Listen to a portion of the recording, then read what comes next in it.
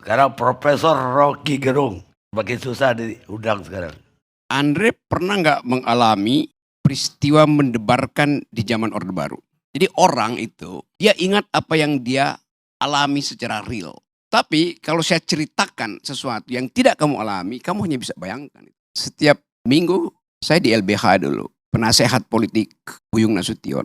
Setiap kali kita diskusi, datang polisi dari Kramat 5, dulu polisi dan tentara masih sama, Kremlin kita sebut. Dia masuk ke ruang diskusi, ada Malik. Dia naik di atas meja dan dia bilang, demi undang-undang saya bubarkan diskusi ini. Orde Baru pakai demi undang-undang. Dia sah bubarin itu. Undang-undangnya subversif memang.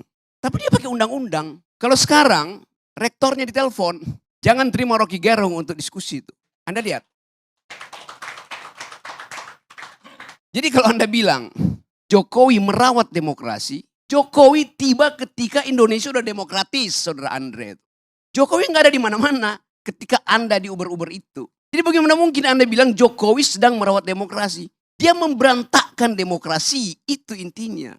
Ada pepatah bilang begini, we choose joys and sorrow long before we experience them. Kita memilih kegembiraan atau kesusahan jauh sebelum kita mengalaminya. Kalimat itu, Anda tahu kalimat itu siapa yang ucapkan? Yang ucapkan itu adalah Gibran, yang nama depannya Kahlil. Jadi bagi Kahlil Gibran, pikiran itu udah memilih lebih dahulu sebelum dia mengalaminya. Jokowi di pikirannya sudah memilih jadi otoriter sebelum dia mengalaminya. Sebelum dia menjalankannya. Itu yang namanya authoritarian personality. Ide untuk memperpanjang masa jabatan itu adalah authoritarian personality. Ide untuk menambah masa jabatan itu adalah ide authoritarian personality. Ide untuk menjadikan Gibran calon wakil presiden itu adalah authoritarian personality. Dia udah memilih sebelum dia lakukan bahkan. Begitu cara melihat otoritarianisme, saudara Andre. Jadi kalau Anda sebut-sebut dari awal bahwa ya ini ya Jokowi ya demokratis. Lo otaknya itu dari awal otoritarian. Itu dasarnya. Hitler menyembunyikan kebengisannya sebelum jadi pemimpin. Hitler dipilih secara demokratis. Itu pentingnya belajar sejarah, saudara Andre itu. Pengetahuan Anda kurang sekali soal demokrasi itu. Ya saya mau terangkan itu. Jadi hentikan segala macam cawek-cawekmu itu. Akan kelihatan Anda dungu kelihatannya tuh. Serius saya katakan itu. Ini akan pengaruhi. Kalau Anda masih begini terus saya kampanye di wilayah Anda di Padang itu. Jangan pilih Andre. Karena dia tidak setajam pikiran Sultan Syahrir. Tidak setajam pikiran Natsir. Tidak setajam pikiran Buya Hamka. Itu masalahnya. Saya lanjut sedikit ya. Ya tapi you gak ngerti itu isi demokrasi itu. Itu soalnya. Memang Indonesia gak ada dinasti. Karena semuanya dipilih. Oh iya. Dinasti itu darahnya biru. Yang sekarang bukan dinasti. Karena darahnya kotor. Kotoran itu ada di pikiran Pak Jokowi dari awal. Semua yang kita pernah bayangkan itu. Akhirnya ditemukan faktual oleh majalah Tempo. Semua yang kita janjikan sebagai perubahan. Dibatalkan oleh gerakan mahasiswa yang dengan satu kalimat. Kami muak. Anda mau uji dengan apa prinsip kami muak itu. Jadi ini bagian di mana bangsa ini. Kalau kita sebut apa sebetulnya yang terjadi. This is the beginning of the end. Awal dari berakhirnya. Tapi Anda katakan Jokowi masih elektabilitasnya tinggi. Jokowi masih likability-nya 80%. Ya sama kayak Lilin. Lilin itu sebelum dia mati dia menyala terang. Gitu. Peng, mati. Itu poinnya tuh. Jadi saya bukan mau uji. Saya mau beritahu bahwa kalau kita sembunyikan soal-soal yang tadi ethics itu. Kita masuk dalam tukar tambah. Machiavelli bilang begini. Kebusukan kekuasaan bukan pada penggunaan fisik kekuasaan. Tapi pada pengkhianatan itu. Pada penipuan. Itu semua soft powernya Jokowi. Jokowi gak datang seperti Soeharto bilang I'll cover you. Gua gebuk lu. Enggak. Dengan senyap dia lakukan pengkhianatan. Pengkhianatan pada Ibu Mega. Pengkhianatan pada bangsa ini. Pengkhianatan pada emak-emak. Apa kurang kejamnya Jokowi? Dia bikin IKN. Dia jual gak laku ke Cina. Dia jual ke Amerika gak laku. Dia jual ke Mesir gak laku. Dia jual ke Malaysia gak laku. Dia jual ke Singapura gak laku. Lalu akhirnya dia paksa oligarki itu untuk nyumbang di depan. Kurang cukup. Dia suruh APBN pindahkan 20, 30, 40% ke IKN. Pada saat yang sama, seorang pria berkeluarga di Kupang, tempat Parera, 2 hari lalu, merobek perutnya karena gak bisa beli beras. Pengisan siapa dengan Pak Harto? Tidak pernah ada di zaman Soeharto orang bunuh diri karena gak bisa makan. Padahal orang ini setiap bulan di Kupang itu nunggu di pintu gerbang desa untuk dapat BLT. Dan itu ilmunya Jokowi. Membujuk orang supaya tidak produktif, supaya tidak pinter.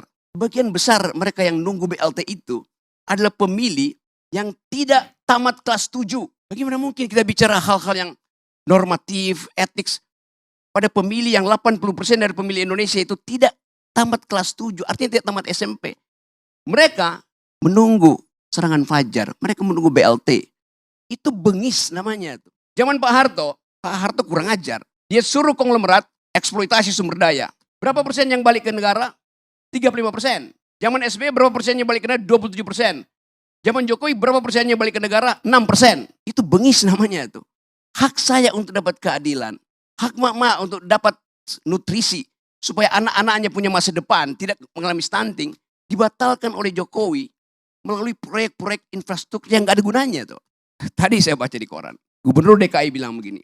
ASN, kalau Anda malas, saya kirim ke IKN. Jadi IKN itu tempat pembuangan, tempat penghukuman. Jadi Anda bayangkan seluruh literasi, narasi dari rejim Jokowi itu buruk. Minus bahkan. Tidak mengajarkan impian, kenyataan yang dibikin oleh Jokowi. Di mana IKN itu bagus? Ada. Di mana? Di laptopnya Jokowi itu. Itu dasarnya. Jadi saya mau terangkan ini untuk memberitahu bahwa yang disebut otoritarianisme tidak harus melalui keadaan yang Anda lihat. Kenapa Presiden Soeharto otoritarian? Ya karena dia rejim militer. Ini rejim demokratis tapi memakai ide politik untuk mengatasi kemandekan ambisi dia. Itu datang dari pikiran yang otoritarian itu.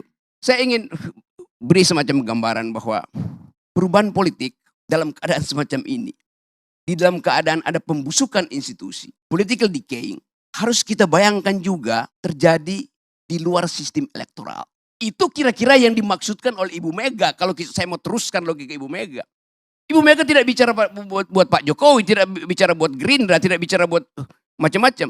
Dia bicara untuk merekatkan kembali Wong Cilik. Karena cuma itu ingatan publik terhadap PDIP. Dianiaya oleh rejim otoriter. Sekarang Wong Cilik nggak bisa bayangkan otoritarisme itu lagi. Karena Wong Cilik nunggu BLT-nya Jokowi. Itu soalnya. Jadi Ibu Mega recovering our past history. Untuk menerangkan bahwa ada jenis otoritarian mirip Orde Baru yang bahkan lebih berbahaya. Karena dia menyelundup secara hegemoni, secara sublim ke dalam benak rakyat Indonesia. Benak Wong Cilik yang ditipu selama 9 tahun. Bukan cuma Wong Cilik yang ditipu. Kelas menengah juga ditipu. Dan kelas menengah akhirnya menangis di depan TV karena sadarnya telat. Saya mau terangkan ini bukan dalam upaya untuk mengadu domba Orde Baru, Orde Lama. Tetapi supaya kita paham bahwa kemampuan kita secara intelektual dibatalkan oleh Jokowi sehingga bahkan untuk mengerti demokrasi dari orang semacam Andre gagal dia pahami itu. Sekali lagi saya nggak ada problem dengan Anda. Saya punya problem dengan cara membaca sejarah. Terima kasih. Saya memang Bang Rocky ya tidak setajam Muhammad Nasir, Muhammad Yamin, Buya Hamka yang abang sebutkan tokoh-tokoh besar Sumatera Barat. Betul. Tapi Bang, saya pertanggungjawabkan jabatan saya sebagai anggota DPR. Gak bisa begitu. Sebentar Bang. Standar kita adalah Nasir, Hatta, Syahrir. Kalau anda dibawa Sebentar, itu, Bang. Anda pergi dari Sebentar. demokrasi.